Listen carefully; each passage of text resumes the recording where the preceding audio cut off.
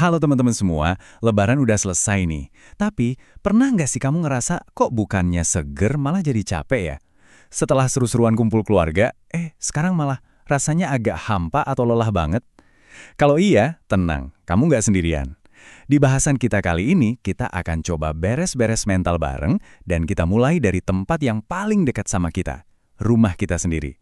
Nah, kalau kamu lagi ngerasain hal ini, percayalah, kamu nggak aneh dan nggak sendirian kok. Rasa lelah, hampa, atau bahkan mungkin sedikit sedih setelah perayaan besar itu wajar banget. Ini bukan berarti ada yang salah sama kamu. Tapi ini tuh sebuah perasaan yang dialami banyak banget orang, dan ada loh penjelasan psikologis di baliknya. Oke yuk, kita coba bedah bareng-bareng. Fenomena ini tuh punya nama, sering disebut post-holiday blues. Kedengarannya mungkin serem ya, tapi ini bukan berarti kamu tuh lemah atau gimana. Ini tuh cuma respons alami dari tubuh dan pikiran kita waktu pindah gigi dari mode liburan yang heboh, balik lagi ke rutinitas sehari-hari. Gini deh, coba bayangin ya. Selama lebaran itu kan, otak kita tuh kayak lagi pesta pora, dibanjiri hormon-hormon bahagia. Nah, pas pestanya selesai, otak kita butuh waktu buat beres-beres juga, buat balik level normalnya. Proses adaptasi inilah yang kadang-kadang bikin kita ngerasa agak kosong, agak cemas, atau bingung. Selain soal blues tadi, ada satu faktor lagi nih yang sering banget kita lupain, padahal efeknya besar banget. Apa itu? Kondisi rumah kita sendiri.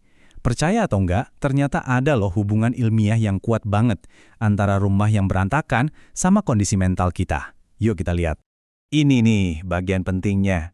Waktu mata kita ngelihat tumpukan baju, piring kotor, atau barang-barang yang nggak pada tempatnya, otak kita itu nggak cuma ngelihat, oh itu barang. Enggak. Otak kita langsung nerjemahin itu sebagai tugas yang belum selesai. Semacam to-do list tak terlihat yang bikin kita stres diam-diam terus-terusan. Nah, ada penelitian dari Princeton University yang bilang gini, kekacauan visual itu bersaing buat dapetin perhatian di otak kita. Maksudnya apa? Sederhananya gini, setiap barang yang berantakan itu jadi suara berisik buat mata dan otak kita. Jadinya otak kita harus kerja ekstra keras cuma buat nyaringin suara itu. Alhasil energi buat fokus ke hal-hal yang beneran penting jadi kesedot abis. Dan ternyata ya, ini bukan cuma soal perasaan loh, tapi beneran ada hubungannya sama kimia di tubuh kita. Serius, lingkungan yang rapi itu bisa memicu hormon endorfin. Ini hormon yang bikin kita seneng dan puas. Sebaliknya, rumah yang berantakan itu malah ningkatin hormon kortisol, alias hormon stres. Jadi, secara harfiah, berantakan itu bikin badan kita siaga terus kayak lagi ada bahaya. Semua suara berisik, visual, dan daftar kerjaan gak kelihatan tadi, itu semua nambahin yang namanya beban kognitif. Gampangnya, bayangin aja kamu lagi buka 50 tab di browser laptop kamu. Gimana rasanya? Lemot kan? Nah, kayak gitulah otak kita. Makanya kita bisa ngerasa capek banget secara mental di ruangan berantakan, padahal kita nggak ngapa-ngapain. Oke, selain urusan rumah, ada satu baterai lagi yang kayaknya habis total setelah lebaran, yaitu baterai sosial kita. Kumpul-kumpul, silaturahmi itu emang asik. Tapi jujur deh, capek juga kan? Anggap aja energi sosial kita tuh kayak baterai HP. Tiap kali kita ngobrol, ketemu orang, ketawa-ketawa, itu tuh kayak kita lagi buka aplikasi makan daya. Apalagi pas lebaran kan, semua aplikasi kebuka barengan non-stop. Jadi ya wajar banget kalau baterai kita langsung merah alias low bat. Coba deh check in ke diri sendiri sebentar. Kamu merasa nggak sih belakangan ini jadi pengen nyendiri terus? Atau mungkin jadi gampang kesinggung, marah-marah kecil, susah fokus, atau tiba-tiba cemas nggak jelas? Nah, itu semua bisa jadi alarm dari tubuh kita yang bilang, woi, baterai sosial lo habis nih, butuh dicas. Terus gimana dong cara ngecasnya? Kuncinya satu, me time, waktu buat diri sendiri. Coba deh, sengaja jadwalin waktu buat sendirian, bener-bener sendirian, mungkin tanpa lihat HP, terus belajar juga buat bilang enggak atau lain kali ya ke ajakan berikutnya. Itu bukan egois, itu penting. Lakuin aja hobi yang bikin kamu rileks. Ingat ya, istirahat itu bukan berarti malas, tapi itu bagian dari proses biar kita bisa berfungsi lagi. Oke, kita udah ngerti nih kenapanya kita bisa ngerasa begini. Sekarang bagian yang paling penting, yaitu gimananya. Gimana cara beres-beresnya? Tenang, kita mulai dari 3 teknik yang super simple dan bisa langsung kamu praktekin. Pernah kan lihat rumah berantakan terus rasanya overwhelmed, bingung mau mulai dari mana? Nah, coba pakai matriks Eisenhower ini. Simple banget. Bagi aja tugas-tugas kamu jadi 4 kotak. Pertama, yang penting dan mendesak. Kayak buang sisa makanan, ya udah kerjain sekarang. Kedua, penting tapi nggak mendesak. Kayak nyortir baju, nah itu dijadwalin aja.